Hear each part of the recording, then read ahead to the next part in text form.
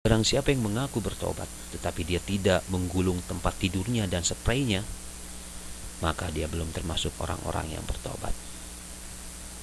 Ini bahasa, kalau di ini seperti bahasa kinayah, yang artinya antum lebih banyak ibadahnya daripada tidurnya.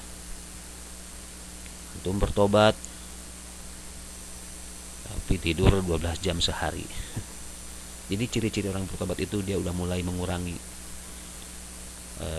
kuantitas tidurnya itu. Dia terus belajar malam untuk sholat tahajud seperti itu. Ya kalau misalkan antum tidak sanggup tahajud, antum terus siangnya melakukan amalan-amalan yang baik. Sholat witir 3 rakaat sebelum tidur. Belajar agama, bergaul dengan orang-orang yang beriman, dan berdiskusi sampai malam suntuk. Malah kalau kajiannya tentang hal-hal yang mengagungkan nama-nama Allah. Ini yang saya alami. Saya belajar, kemudian saya bergaul dengan orang-orang yang berilmu, tentunya yang tahu ilmu agama, yang paham agama, sehingga dalam satu diskusi itu muzakarah itu enak, sampai lupa waktu. Kadang saya begadang sampai jam 2, jam 3, terus mencari ilmu, berdiskusi tentang, berbagi ilmu, sharing tentang agama. Saya terpacu terus untuk belajar. Kok teman-teman gue bisa seperti ini, kenapa gue gak bisa seperti itu. Makanya Anda belajar, bergaulah dengan orang-orang yang berilmu, ya. Jadi betul seperti yang disampaikan oleh Rasulullah itu, dari golongan-golongan atau ciri-ciri orang yang mampu bertobat, Anda harus berubah, harus change, harus berubah. Dan yang terakhir kata Rasulullah, wa man taba wa lam yataqsadaq falaisa bitaibin. Barang siapa yang mampu bertobat tetapi dia tidak menyedekahkan karunia yang diberikan Allah kepadanya, maka dia belum termasuk orang-orang yang bertobat. Antum tobat, sering sholat, puasa, tapi antum pelit, tidak pernah memperhatikan tetangga sebelah yang kelaparan. Antum tidak pernah menzakatkan 2,5% milik orang lain. Antum belum termasuk orang-orang yang bertobat seperti itu. Memang untuk mencapai proses pertobatan ini, kita harus berdoa kepada Allah yang membulak-balikan hati kita. Kita berdoa kepada Allah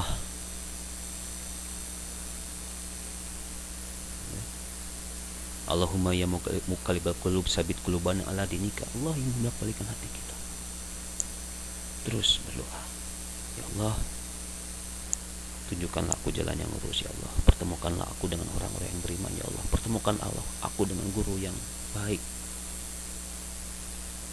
Seperti itu. Nah tadi yang terakhir, bahwa antum juga harus, dan ini wajib untuk mensedekahkan harta antum, ya, penghasilan antum 2,5% bagi orang-orang yang tidak mampu, yang sudah jelas disebutkan di dalam Al-Quran, yaitu para fakir miskin, para mu'alaf, para musafir, terus orang-orang yang dililit hutang. Ada berapa? 7-8 golongan, saya lupa. Antum kasih yang terdekat dahulu aja, saudara atau misalkan siapa. Antum harus ikhlas memberikan zakat, sedekah atau infak. Nah itu tadi ciri-ciri dari atau golongan-golongan hamba-hamba yang taubat nasuha, yang taubat sebenarnya. Ya mudah-mudahan kita semuanya termasuk dalam golongan-golongan tadi. Ya kita berdoa kepada Allah Subhanahu wa taala semoga kita diberi keteguhan hati, ketetapan iman untuk mencapai rahmatnya dan dimasukkan ke dalam golongan-golongan hamba Allah, yaitu golongan-golongan yang beriman dan beramal soleh.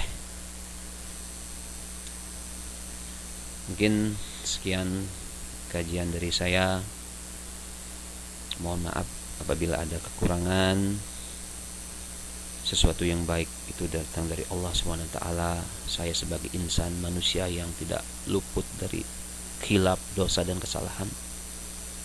Saya mohon maaf sekali lagi. Mudah-mudahan kajian yang singkat ini bisa bermanfaat dengan antum, dan antum semua tergerak hati untuk bersegera hijrah dan tobat kembali kepada hamba-hamba Allah yang beriman, yang nantinya kita akan tinggal di suatu tempat yang maha indah, suatu tempat yang tidak pernah terdengar oleh telinga, tidak pernah terlihat oleh mata, dan tidak pernah tersirat oleh hati kita, yaitu Jannatul Firdaus. Assalamualaikum warahmatullahi wabarakatuh.